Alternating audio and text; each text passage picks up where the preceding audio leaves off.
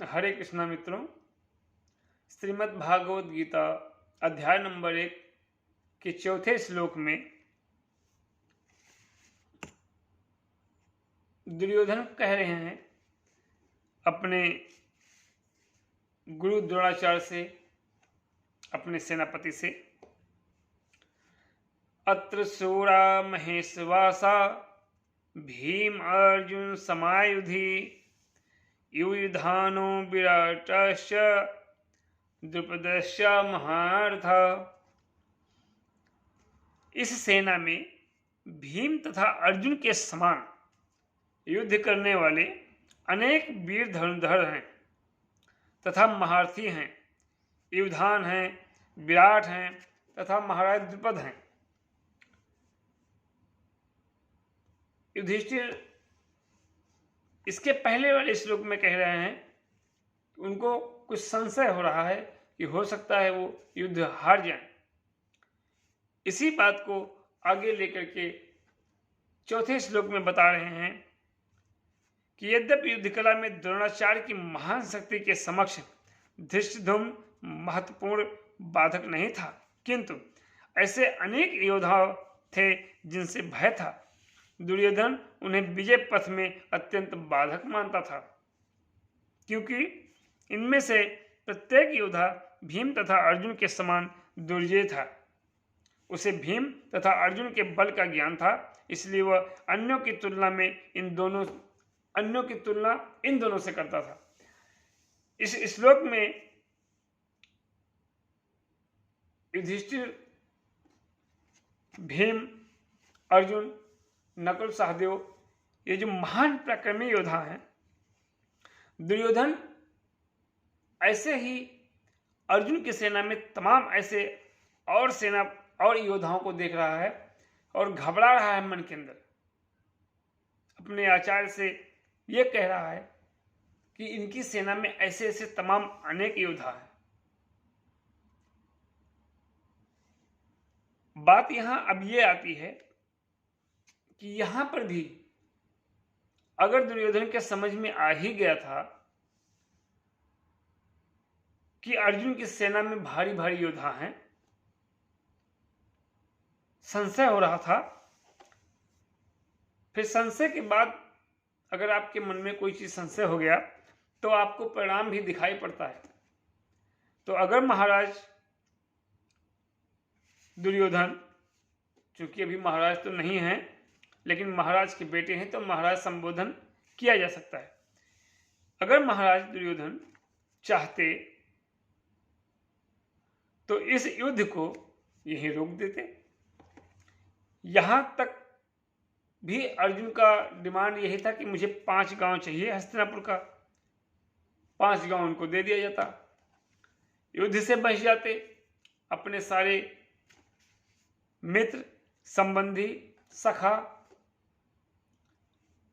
सब साथ में रहते और जीवन का तथा राज्य का आनंद लेते। लेकिन सबसे बड़ी बात यह है कि जब मनुष्य की बुद्धि बिगड़ जाती है, उस समय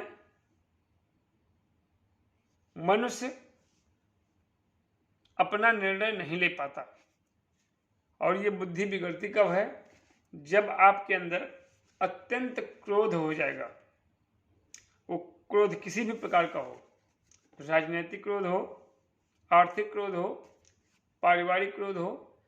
जब आपके पास आपके ब्रेन को हैक करने के लिए क्रोध एक्टिव हो जाएगा, तो आप उस समय जो डिसीजन लेंगे वो गलत ही होगा। इसलिए शास्त्र का कहना है कि जब कभी दिमाग में, मन में गुस्सैल प्रवृत्तियां होती हैं, जब हमारे मन में ईर्ष्या, दोष, ऐसी प्रवृत्ति हो, उस समय हमें कोई भी कदम नहीं उठाना चाहिए। थोड़े समय के लिए शांति से उस पर विचार करना चाहिए और परिणाम पर विचार करना चाहिए।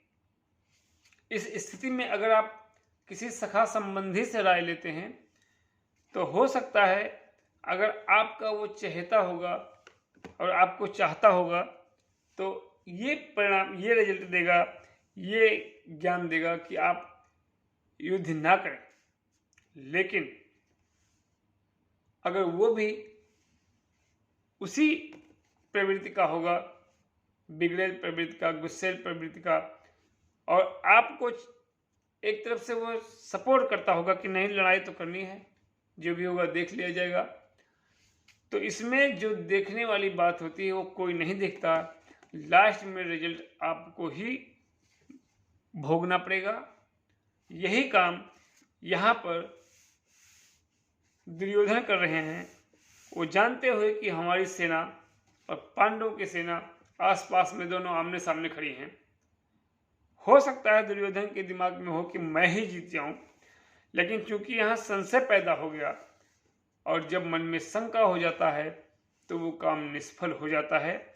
यहाँ पर भी बड़े बुजुर्गों के आशीर्वाद लेकर के इनको युद्ध का विराम कर देना चाहिए था, लेकिन महाराज दुर्योधन ने ऐसा नहीं किया।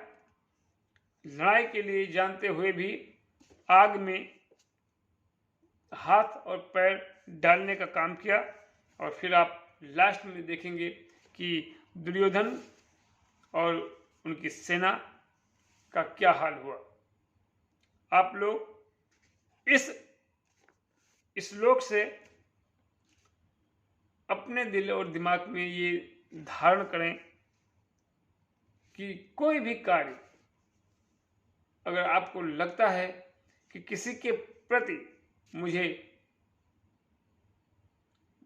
बड़ा दिखाना है और करना है, तो थोड़े समय के लिए आप ये सोच लें कि इसका परिणाम क्या हो सकता है। और ये परिणाम सिर्फ आप जो सोचेंगे वही हो सकता है। आस पड़ोस के भाई बंधु, सखा संबंधी वो क्या सोच रहे हैं, रिजल्ट वो नहीं निकलेगा। रिजल्ट ये निकलेगा जब आप अपने शांति मन से आगे के बारे में, फ्यूचर के बारे में जब आप सोचेंगे और जो आपके दिन में और दिमाग में उचित आएगा वही रिजल्ट होने वाला है।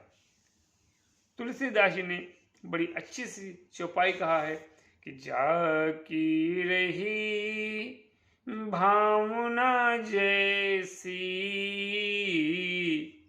प्रभु मूर्ति देखी तीन तैसी। और एक बात यहाँ है कि जा पर जाके सत्य स्नेहु, तात ही मिलई न कछु संदेहु। एकदम स्पष्ट तुलसीदास जी ने कह दिया है।